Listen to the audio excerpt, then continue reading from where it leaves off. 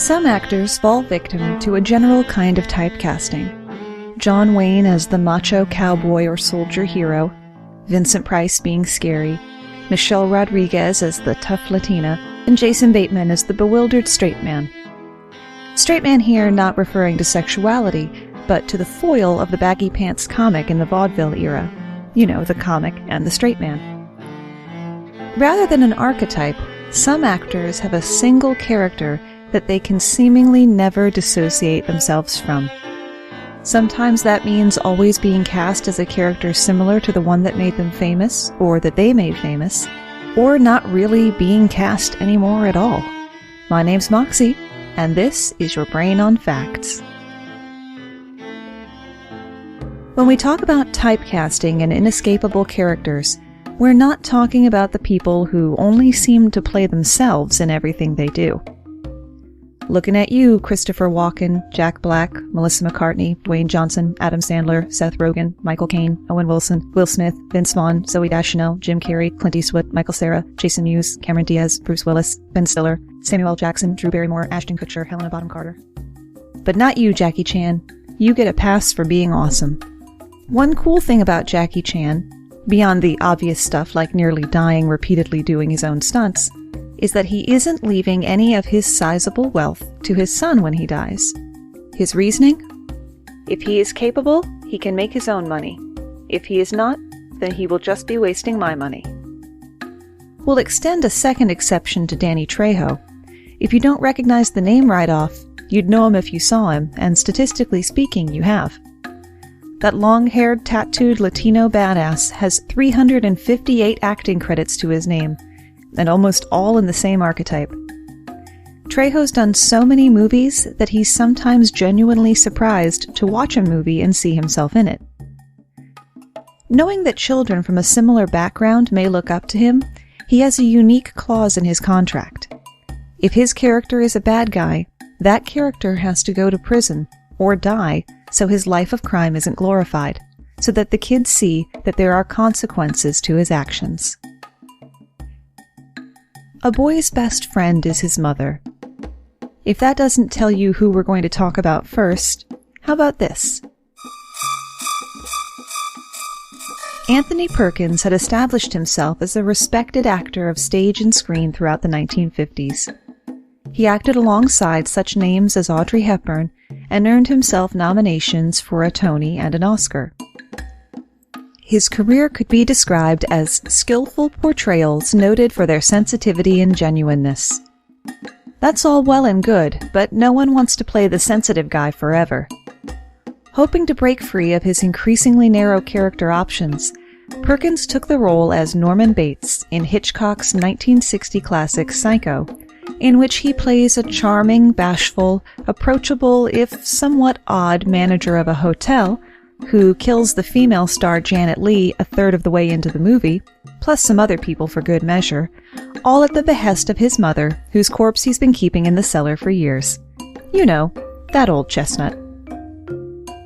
Surely this role would free him from his casting rut and show audiences and directors alike that he was good at being bad.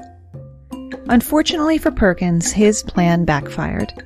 He did his job so well that he became known for Norman Bates and seemingly Norman Bates alone.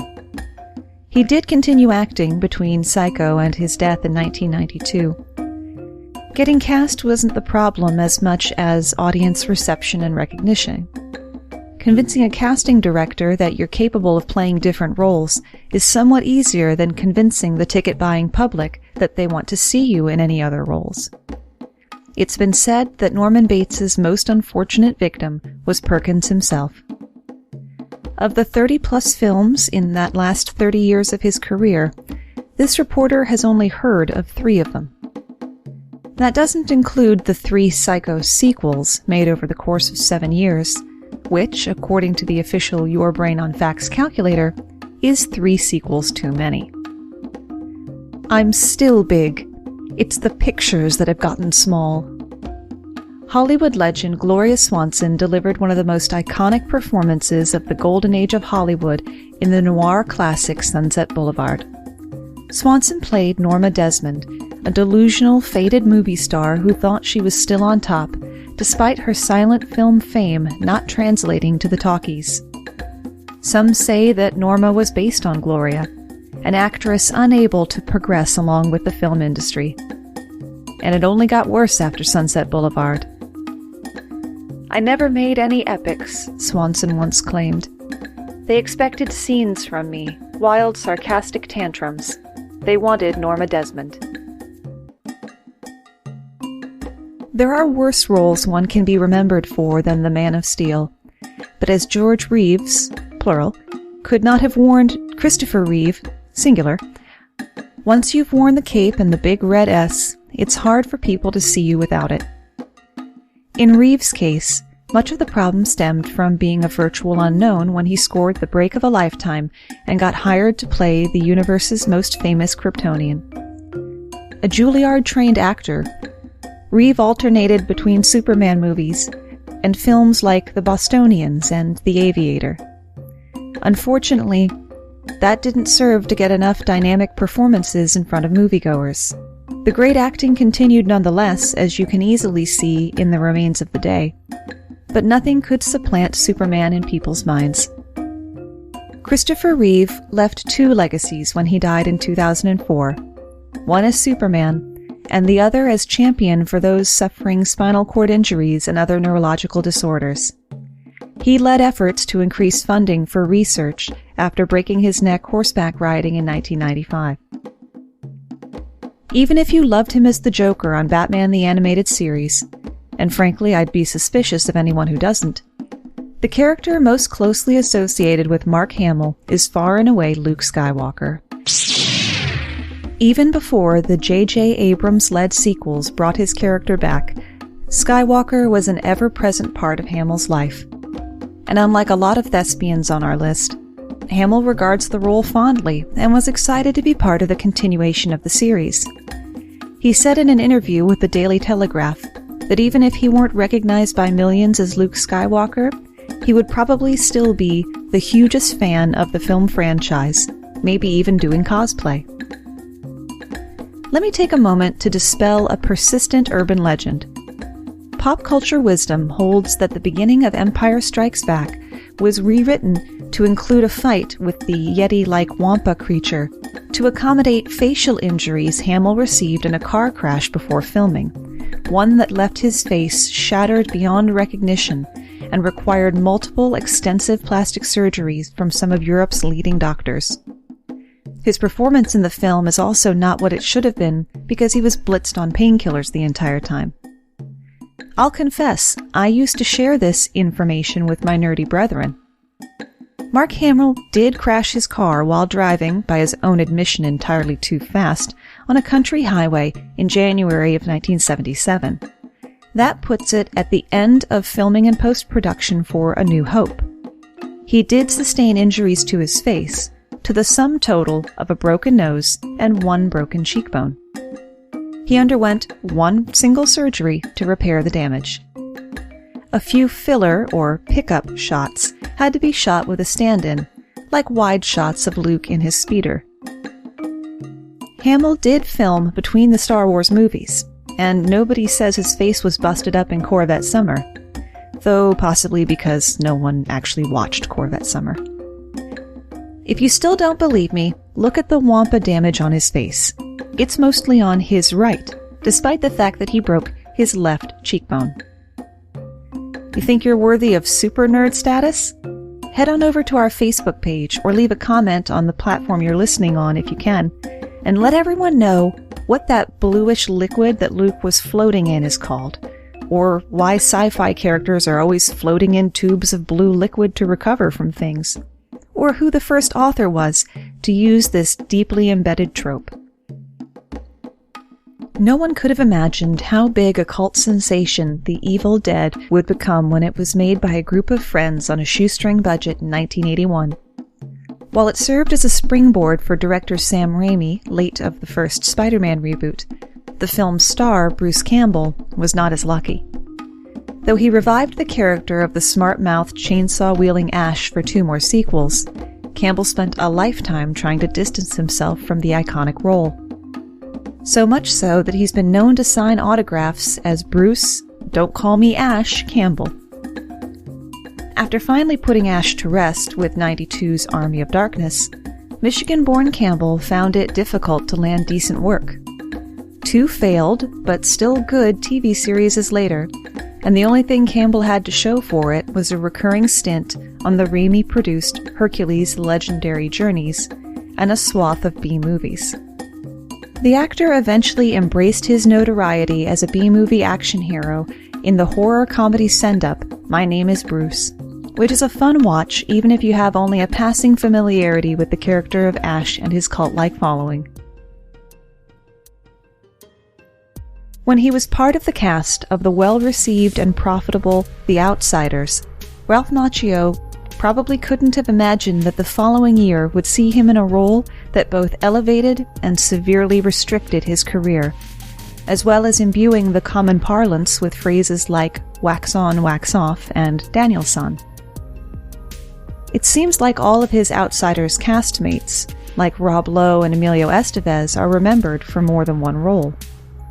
At first, Macchio tried to expand his portfolio, tackling the Robert Johnson-inspired Crossroads. But then he came back to reprise Daniel LaRusso for 2 Karate Kid sequels, and it became hard for the public to think of him as anyone else. And just because you can't get away from a character doesn't mean they're not good for you. Macchio is in front of the camera again for the Cobra Kai series on YouTube Red. Most of the people on our list still have name recognition for their actual selves. The next entry, Jim Varney, was nearly completely erased by his character, Ernest P. Worrell. Created originally for commercials in the Nashville area, it wasn't long before Ernest caught the eyes of producers who gave Varney a TV show built around him, and later movies like Ernest Goes to Camp and Ernest Scared Stupid. The TV show actually won a Daytime Emmy. The movies did not fare that well. What no one could see through Varney's thoroughly developed, lovable hick character was that he was a theater actor of great range. Varney would pop up in other films after finally putting Ernest to bed, but only 2 of any real note: his performance as Jed Clampett in the Beverly Hillbillies movie, and as Slinky Dog in the first 2 Toy Story films. A longtime chain smoker, Varney died of lung cancer in 2000. Michael J. Fox was able to leave Alex P. Keaton behind when he became Marty McFly, but his Back to the Future co-star Thomas Wilson had no such luck. Despite being the primary antagonist of the series, he was a hit with the audience. They loved to hate him. Although the part of bully Biff Tannen was the breakthrough role for Wilson's career, the fame that came with it was not all it was cracked up to be. He endured endless Back to the Future fans asking the same questions over and over, to the point that he resorted to carrying around copies of a pre-prepared answer sheet to give out. He even penned a song entitled Biff's Question Song that continues to feature in his stand-up routines. Though he hasn't been totally without work, Wilson usually earns his wage as a secondary or tertiary character, and rarely in a blockbuster movie. Hey, why does Michael J. Fox make the best milkshakes? He uses only premium ice cream and fresh local milk. Why? What were you thinking? We've seen a few dozen people run away from Freddy Krueger through 8 films across 19 years. The person with the least chance of outrunning the knife-fingered villain is the first man behind the striped sweater, Robert Englund. But unlike a lot of people on this list, Englund is not only accepting of his situation, but glad for it. In a 2012 interview, Englund insisted that he doesn't resent being typecast as Krueger. For every door Fred closed, he opened a hallway of opportunities. Freddy made me an international star. If that's the case, why hand the franchise over to character actor extraordinaire Jack Earl Haley? Englund is 70. He himself says he is too old to do fight scenes and the rest of the physicality that comes with the role. Believe it or not, there's actually talk of another rebooted Elm Street movie. Freddy never would stay dead. When the Twilight Saga finally came to a conclusion, the biggest sigh of relief may well have come from the man who played the lead role of Edward Cullen. Indeed, Robert Pattinson's flagrant contempt for the role is equally hilarious and ironic, given that his performance as the brooding, pale vampire brought him instant worldwide fame. His later films, like Water for Elephants, met with tepid receptions and anemic sales. Things didn't go much better for co-stars Kristen Stewart and Jared Lautner. Stewart appears more in jokes about her lack of expression than in new roles. Lautner tried to capitalize on the following his hunky physique had cultivated, but he waited too long to try playing different characters. When 2011's Abduction came out, it failed utterly to launch the Bourne-like franchise the producers were hoping for. Playing a nerd is easy. Escaping that nerd is not. Don't believe me? Ask Jaleel White, aka Steve Urkel. His lot is shared by John Heder, forever known to most of us as Napoleon Dynamite, star of The Little Indie Film that swept the nation in the summer of 2004. Donning a wardrobe consisting of outdated glasses, half-worn moon boots, and an iconic burnt orange lopsided fro, Heder created a character so incredibly dorky that he was like a one-man revival of Revenge of the Nerds. Heder wisely leveraged his 15 minutes of fame by booking as many gigs as possible over the next few years, including some high-profile films alongside the likes of Reese Witherspoon and Will Ferrell. Even with divergently different looks, it was nearly impossible for the audience not to see Napoleon. Writing Heder's name on the marquee was basically the same as putting "Vote for Pedro" on the poster. It's been 17 years since the world was introduced to Daniel Radcliffe, the lucky 10-year-old chosen to portray the bespectacled boy wizard in the film adaptation of Harry Potter. From relative obscurity to the height of superstardom in the flick of a wand, even author J.K. Rowling heaped praise on the director for his selection of Radcliffe. 8 films later, and it's nigh on impossible not to conjure an image of Harry Potter in your mind with Radcliffe's face. In a strident effort to break away from that, Radcliffe took the lead role in Peter Shaffer's play Equus at the tender age of 17, in which he was required to perform a scene fully nude. Actually fully nude, no dance belts or flesh-toned socks. Critics raved over his against-type performance, and he has since continued his attempted dissociation from the Potterverse by starring in the horror films like The Woman in Black and Horns, and the absurdist comedy The Swiss Army Man. Those in need of Netflix recommendations, check out the mini-series The Young Doctor's Notebook and Other Stories, co-starring John Hamm, and let me know what you think. And now to the actor your mom thinks is Daniel Radcliffe, Elijah Wood. A successful child actor who dropped out of sight for a while, Wood was propelled back into the limelight by the Lord of the Rings trilogy and its reawakening of the avid fan base of J.R.R. Tolkien's books. To his credit, Wood had made a fairly concerted effort to add solid credits to his CV since then, such as playing a football hooligan in Green Street, a creepy lab technician in Eternal Sunshine for the Spotless Mind, and a downright terrifying serial killer in Sin City. He also did a turn behind the mic to lend his voice to the part of the Penguin Mumble in the animated film Happy Feet. Despite all of that, when you see Elijah Wood, you think Frodo Baggins. With just 4 little words, I see dead people, Haley Joel Osment helped establish not only his career, but solidified that of director M. Night Shyamalan in the '99 film The Sixth Sense. His role as Cole Sear, a boy with the ability to see and communicate with the dead, earned him a Saturn Award and an Oscar nomination for Best Supporting Actor, becoming the second youngest actor to receive an Academy nod in that category, behind Justin Henry from Kramer vs. Kramer. However, in the years since the film's release, his only prominent credit was in 2001's AI. Though you will see him up next as a chubby Nazi in Kevin Smith's horror comedy Yoga Hosers. On the topic of child actors, Ozma's face was shared by Jonathan Lipnicki, the adorable, bespectacled kid in Jerry Maguire. And the less said about Macaulay Culkin, the better.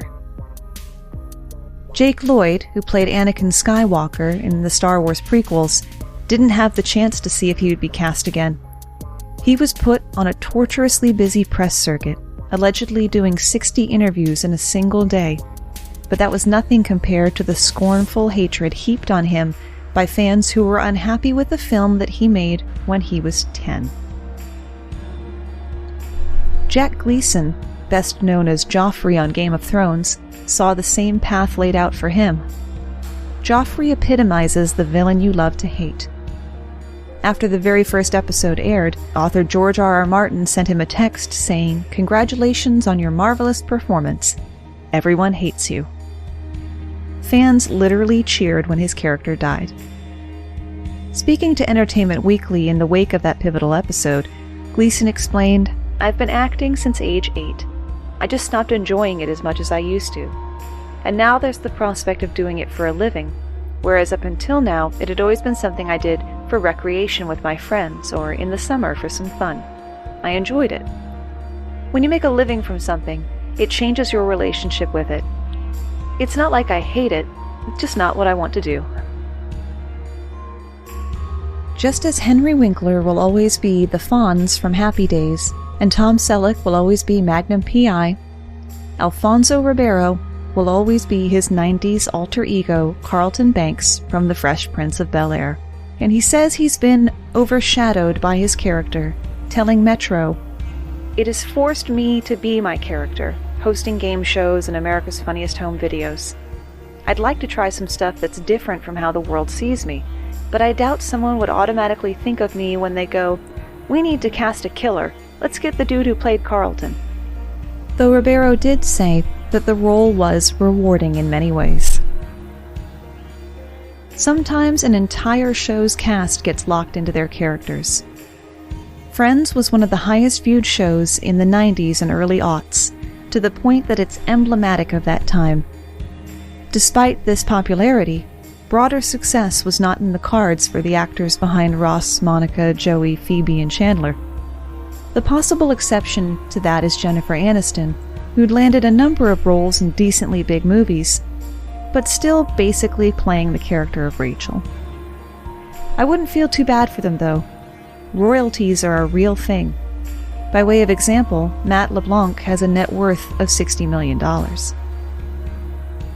The same concurrent adoration and stagnation has been felt by many TV casts, like That 70s Show, MASH, The Office, Full House, Cheers, Mad Men, Golden Girls, Married with Children, and on and on. Fun bonus fact about Ed O'Neill from Married with Children, lately of Modern Family: he's been reading the same edition of a prop newspaper since 1987. It's a must for TV dads. Red Foreman on That 70s Show read it exclusively. You'll also see it in movies like No Country for Old Men and the 2003 Texas Chainsaw Massacre remake. Sometimes one actor can break free of the show's gravity, like Bryan Cranston replacing his reputation as Hal on Malcolm in the Middle with Walter White on Breaking Bad. Whether or not he'll be able to be a fluid actor, or if he'll be held hostage by Heisenberg, only time will tell. Frankie Muniz, who played Malcolm, has struggled to make people forget his character, but tragically, he already has. Despite his youth and relative good health, Muniz suffered 2 small strokes, technically transient ischemic attacks, at the age of 26. These damaged his memory to the point that he can no longer remember many of his childhood acting jobs. Malcolm in the Middle ran for 151 episodes, and Muniz can't remember filming any of them. Let's bring the tone back up with the OG of TV characters that the cast will never outrun: Star Trek. Though it premiered in 1966 and only ran for 3 years, Star Trek launched a franchise that left an indelible mark on popular culture, including the first widely used nickname for a fan base. What it didn't do was provide a lot of options for the cast going forward. But as they say, if you can't beat 'em, join 'em. William Shatner has had the most successful career overall, not from trying to outrun Captain Kirk, but by embracing the kitsch. Though having been a focal character in the ensemble cast didn't hurt. His analog in The Next Generation, Sir Patrick Stewart, faced the same love-hate relationship with his captain character. Stewart described what it was like being typecast in a radio interview. Jean-Luc Picard was who I was. I did finally get into a room to meet with a director that I'd been clamoring to work with, and he was doing a movie I wanted to be in a supporting role on. We had a good meeting, but at the end he said, "Look, you're a terrific actor, and I'd love to have you in my movie, but why would I want Jean-Luc Picard in the picture?" Stewart also said his success on Star Trek really hurt his career for a time, and gave him pause before taking on the role of Professor Charles Xavier in the X-Men movies. Though let's be honest, who else could they have possibly cast? If you want an entertaining summation of what it's like when you're tied to a character forever and you somehow missed it when it came out, check out the movie Galaxy Quest. Similar to the way the mockumentary This Is Spinal Tap captured the touring rocker lifestyle, Galaxy Quest was so true to the experiences of the typecast actors that Jonathan Frakes, who played Commander Riker on Next Generation, texted Patrick Stewart from the theater while he was watching the movie, advising Stewart to see it as soon as possible. And that's where we run out of ideas, at least for today, though I could keep going on for a while with Star Trek facts. Gene Roddenberry wrote lyrics to the theme song so he could collect royalties. Leonard Nimoy borrowed the "Live Long and Prosper" hand gesture from the Kohanim, a select class of Jewish clergy who use it to bless the congregation. Nichelle Nichols wanted to return to theater, but stayed on the show at the personal behest of Dr. Martin Luther King Jr. Okay, I'm going to write all of these down for the sci-fi episode that's coming out for Father's Day. Be sure to tune in so I can tell you my dad's Trekkie joke. Thanks for spending part of your day with me.